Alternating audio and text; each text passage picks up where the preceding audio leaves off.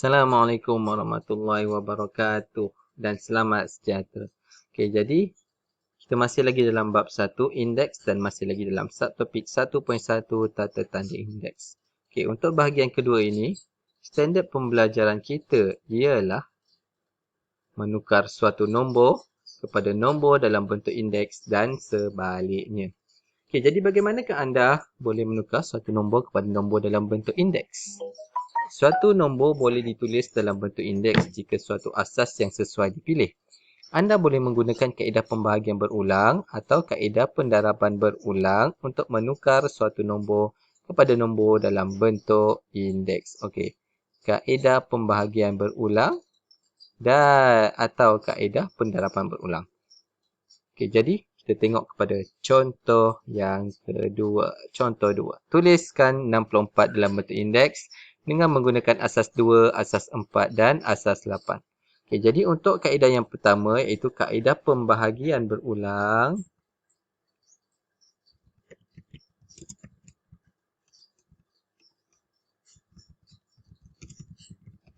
Okey, untuk kaedah pembahagian berulang kita ada nombor 64 dan dia soalan contoh minta kita tukarkan kepada okey, kita tuliskan 64 dalam bentuk indeks dengan menggunakan asas 2, asas 4 dan asas 8. Okey, kita tengok dulu kepada asas 2. Jadi ada 6 nombor asas, okey, ada 64. Okey, untuk tukar kepada asas 2, kita perlu bahagikan dengan 2. Okey. Okey, ini bahagi macam awak belajar waktu tingkatan 1 dulu. Okey. Jadi 64 bahagi 2, awak akan dapat 32. Kemudian awak bahagi lagi 2, akan dapat 16. Kemudian bahagi lagi 2. Disebabkan kita nak asas 2, kita kena bahagikan semua dengan 2. Kita dapat 8. 8 bahagi lagi 2, akan dapat 4. 4 bahagi lagi 2, dapatlah 2. Dan 2 bahagi 2, awak akan dapat 1. Okay, untuk pembahagian berulang, awak perlu bahagikan sehingga awak dapat 1. Bawah sekali dapat 1. Okay, jadi dekat sini, untuk awak punya persamaan, okey, jadi awak ada 64 sama dengan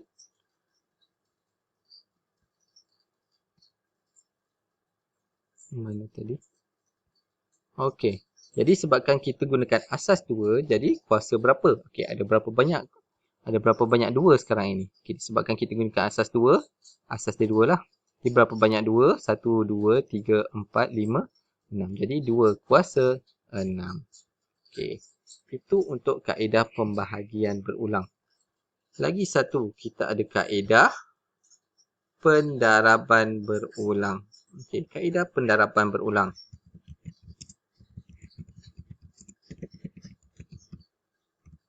Kaedah pendaraban berulang.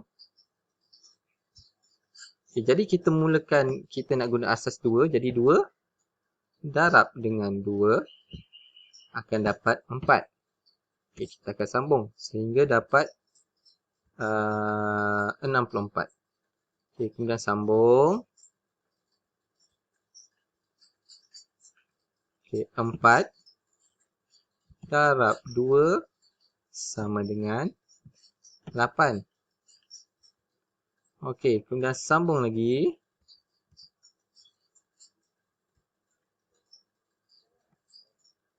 Lapan darab 2 sama dengan 16. Okey, kemudian sambung lagi.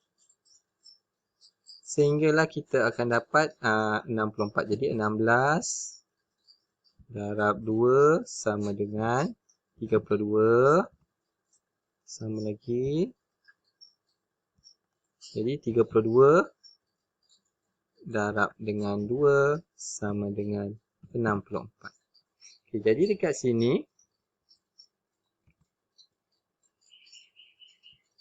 ada berapa banyak 2 yang awak dah gunakan?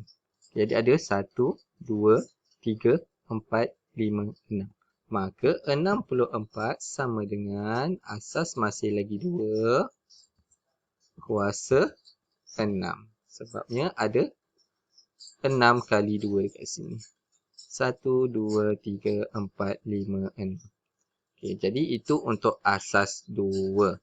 Okey, macam mana pula kalau dia nak dengan asas 4? Okey, ini semua padam semula.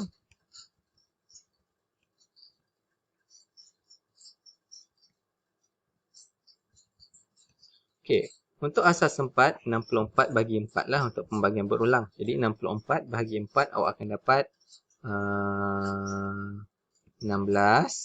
16 bagi 4 awak akan dapat 4. 4 bahagi 4 dapat 1. Jadi dekat sini 64 adalah sama dengan, okey, asas kita sekarang adalah 4. Dan kita berapa banyak kali ada 4? Dekat sini ada 1, 2, 3. Bermaksud 4 kuasa 3 untuk kaedah pembahagian berulang. Kalau untuk kaedah pendarapan berulang, 4 darab 4 akan sama dengan 16.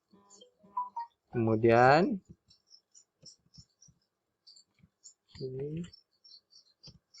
kita ada 16 darab 4, kita akan dapat 64. Jadi yang ini tak perlulah.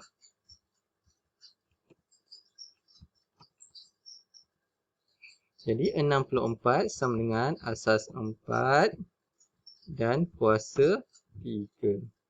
Sebab sini ada 3 kat 4. 3, 4. Okey, dan lagi satu soalan dia minta asas 8. Asas 8. Jadi 64 untuk kaedah pembahagian berulang. 64 kita akan bahagi dengan 8 lah. Jadi 64 bagi 8 akan dapat 8. 8 bagi 8 dapatlah 1.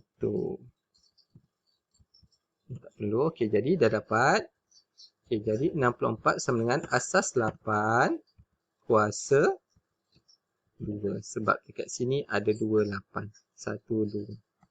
Untuk pendarapan berulang pula, 8 darab 8 adalah 64. Yang bawah ni kita tak perlu. Jadi 64 adalah 8 kuasa 2. Sebab ada 2 kali 8 kat sini. Okey, jadi yang seterusnya,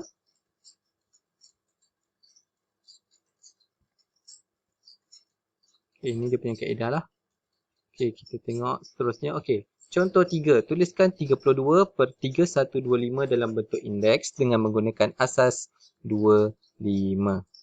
Okey, 32 per 3125. Okey, jadi untuk kaedah pembahagian berulang, kita ada mula-mula 32. Okay, dia nak asas 2 per 5. Jadi untuk 32 dia dekat bahagian atas. Okey, untuk tengok ya. 32 dia nak asas 2. 3125 dia nak asas 5. Okey, untuk kaedah pembahagian berulang, 32 bahagi 2 awak akan dapat 16. 16 bahagi 2 awak akan dapat berapa? 8. 8 bahagi 2 dapat 4. 4 bahagi 2 dapat 2. 2 bahagi 2 akan dapat 1. Okay, jadi dekat sini awak ada 32 sama dengan asas 2 kuasa 1, 2, 3, 4, 5. Jadi 2 kuasa 5. Okay, itu untuk 32 yang bahagian atas. Macam mana pula untuk bahagian bawah? Okey. Untuk bahagian bawah kita ada 3125 dan dia nak asas 5. Okey, untuk pecahan kita pecahkan kepada dua bahagian, bahagian atas dan bahagian bawah. Okay, jadi 3125 bahagi 5 akan dapat 625. 625 bahagi 5 akan dapat 125. 125 bahagi 5 akan dapat 25. 25 bahagi 5 akan dapat 5. 5 bahagi 5 akan dapat 1. Jadi awak akan dapat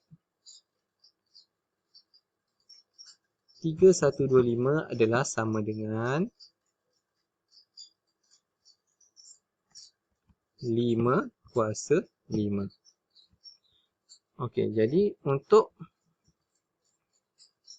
secara kesimpulannya, awak akan ada 32 per 3125 adalah sama dengan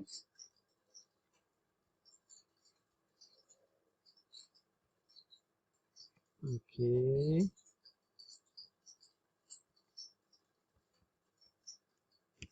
Dalam kurungan. Okey, sekejap. Buat ni dulu. Okey, kita ada pecahan. Dalam pecahan ni kita ada kuasa 2, kuasa dia. Okey, jadi untuk atas tadi kita ada 2 kuasa 5. Dan untuk bawah kita ada 5 kuasa 5. Jadi atas dan bawah dia adalah sama. Awak boleh buat sama dengan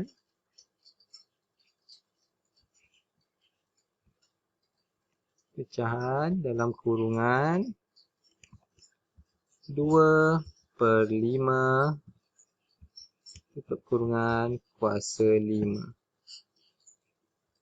Okey, disebabkan kuasa atas dan bawah sama, kita boleh sekalikan saja. 2 per 5 kuasa 5. Okey. Okey, untuk kaedah pendarapan berulang. Untuk kaedah pendarapan berulang. Jadi awak ada 2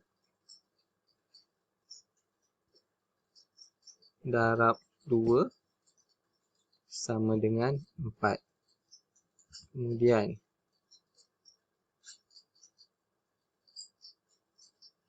okey, kita buat ni lah, kita sambung je lah ya.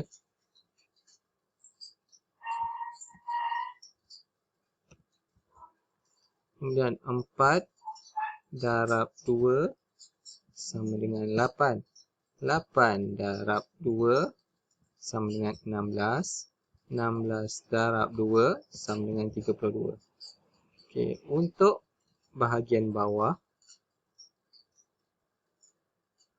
kita ada 5 darab 5 sama dengan 25.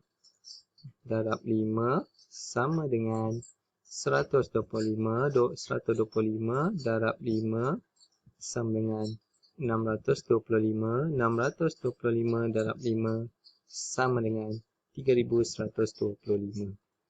Jadi dekat sini awak ada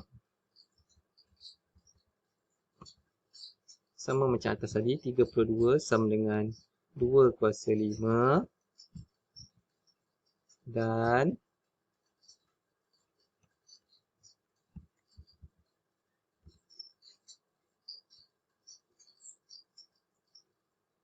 uh, 3125 sama dengan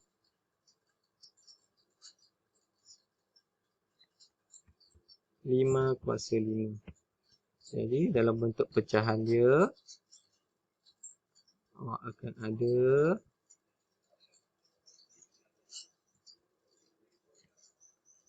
32 per 3125. Jadi tak nampak bawah dia. Okey, sama dengan dalam bentuk pecahan. Ini pecahan. Ini lah. Okey. Buka kurungan 2 per 5 tutup kurungan kuasa 5. Okey, jadi sama je. Guna dua kaedah pun boleh. Okey. Itu saja untuk bahagian 2. Kita akan sambung lagi dengan bahagian 3. Terima kasih.